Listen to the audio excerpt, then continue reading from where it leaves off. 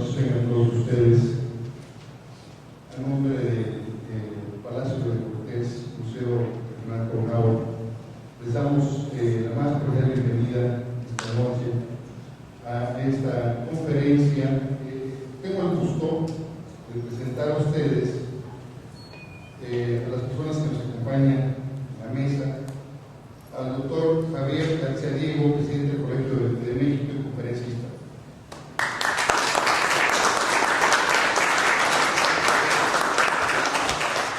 Al doctor Jorge Morales Barú, secretario de Gobierno y presidente de la Comisión Estatal para las Conmemoraciones del Bicentenario y Bicentenario.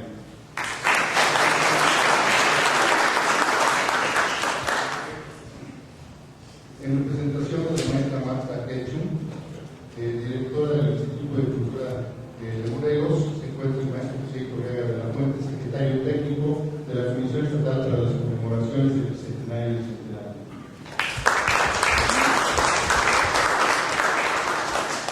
Y nuestro amigo, el extraordinario promotor cultural, el doctor Braulio Bornedo, rector de la Universidad Virtual Alfonsín.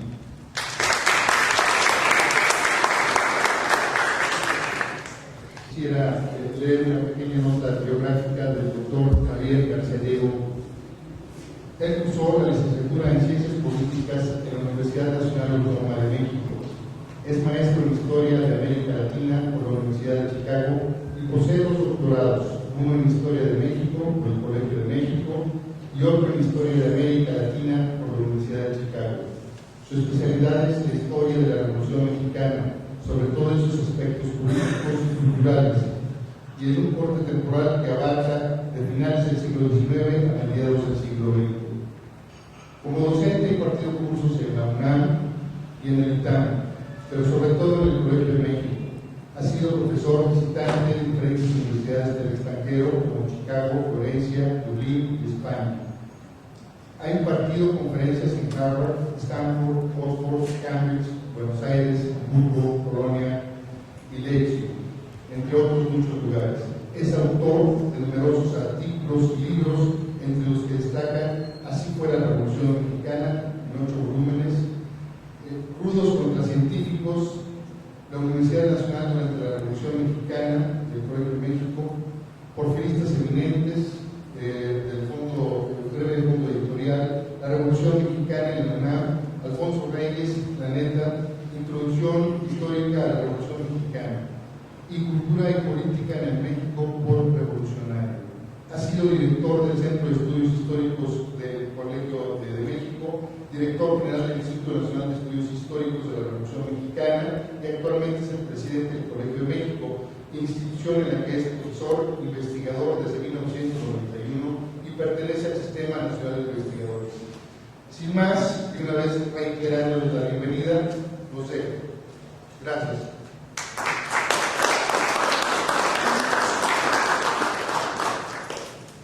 Bueno, primero que todo, una disculpa por el retraso, pero no tengo argumento porque no tengo, yo creo que está mejor aquí, ¿no? ¿Se oye bien? Sí. Porque no sé si hubo tránsito, me dormí toda la carretera, me desperté aquí al entrar a Cuernavaca. Para mí es un gusto estar aquí, aunque acepté esta invitación realmente porque Braulio Bornedo me invitó a venir a estar con ustedes, a hablar sobre Alfonso Reyes después de una sesión en el Colegio Nacional, básicamente cuando se hizo un homenaje por los 120 años de nacido de Alfonso Reyes y 50 años de muerte.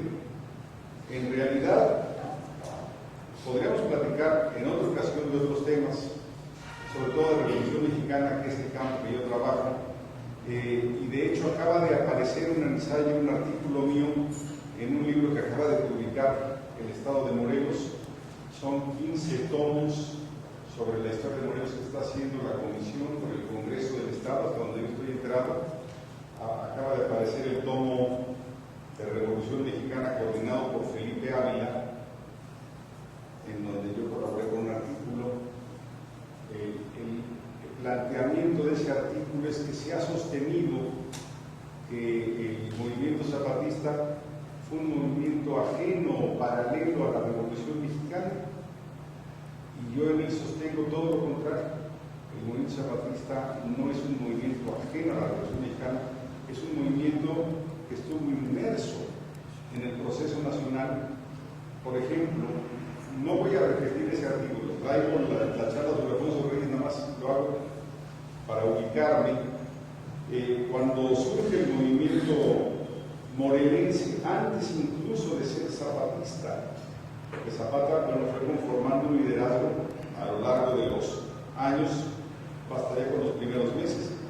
Pero primero el movimiento morelense surge como un movimiento de oposición electoral en las elecciones estatales de 1909, en las que participa el ingeniero Leiva. Es un movimiento sí estatal, electoral, pero inmerso en un proceso nacional. En ese 1909 hubo elecciones, voy a mencionar 4 estados importantes: en Coahuila, en Morelos, en Sinaloa y en Yucatán. Surgen, además de líderes que van a ser muy importantes, en Coahuila, Venustiano Carranza, Francisco I. Madero.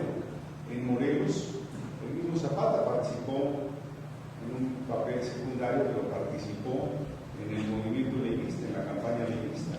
En Yucatán, Pino Suárez. En Sinaloa, Heriberto Frías. Entonces, esa elección de 1909 fue una escuela de cuadros a nivel local en cada uno de estos 4 estados, pero sobre todo fue una experiencia, un laboratorio imprescindible para poder explicar el movimiento electoral de 1910.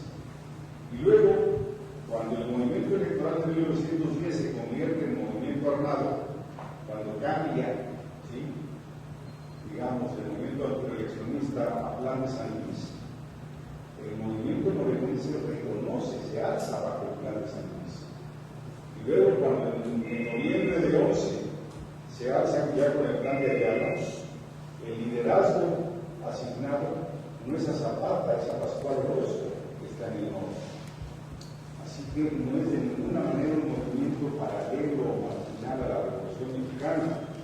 Luego, posteriormente, el movimiento morelense, ya con un liderazgo.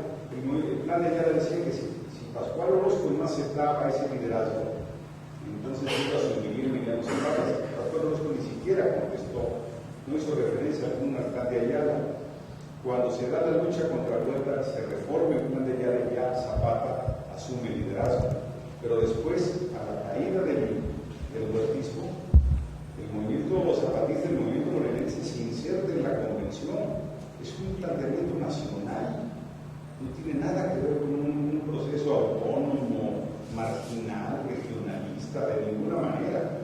Y luego, una vez vencida la convención, hacia 1918, el movimiento zapatista reconoce como líder a Francisco Vázquez Gómez, y luego en 1920 va a reconocer a la rebelión aguardientista. Así que el planteamiento que hago en este artículo que acaban de publicar ustedes, que acaba de publicar el Congreso del Estado de Morelos, es que el movimiento zapatista es parte esencial de la Revolución Mexicana y hay que dejar de verlo como un movimiento marginal, como si no entendiera la política nacional. Eso dejémoslo de lado. Pero bueno, yo realmente fui invitado para hablar sobre otro tema, Alfonso Reyes y José Vasconcelos. ¿Por qué Alfonso Reyes y José Vasconcelos? Bueno, por 2 razones. Una, porque se cumplen 50 años de la muerte de ambos personajes. Alfonso Reyes y José Vasconcelos, los dos murieron en 1959. Entonces es un argumento o un elemento que nos permite replantearnos sus biografías, reconsiderar sus aportaciones a la historia de México. Pero segundo, y más importante, yo sé que estamos frente a una efemérides histórica importante, el bicentenario y el centenario de la Revolución y de la Independencia. Sin embargo, fíjense ustedes, estamos acercándonos a la conmemoración de 2 efemérides estamos teniendo una historiografía violenta, estamos conmemorando el inicio de la independencia, el proceso armado, el inicio de la revolución, el proceso armado. Lo reconozco, no podemos maquillar la historia. Tenemos que reconocer que la historia de México ha tenido estos momentos violentos, sangrientos, la conquista, la independencia, la guerra de reforma, de la que por cierto se cumplen 150 años. 2009 no ha habido mucho ruido al respecto, pero también es cierto que ojalá en un futuro cercano, no lo digo, no pretendo, no propongo que se olvide el 1910 o 1810, pero lo que sí propongo es que empecemos también a considerar aportaciones a nuestra historia no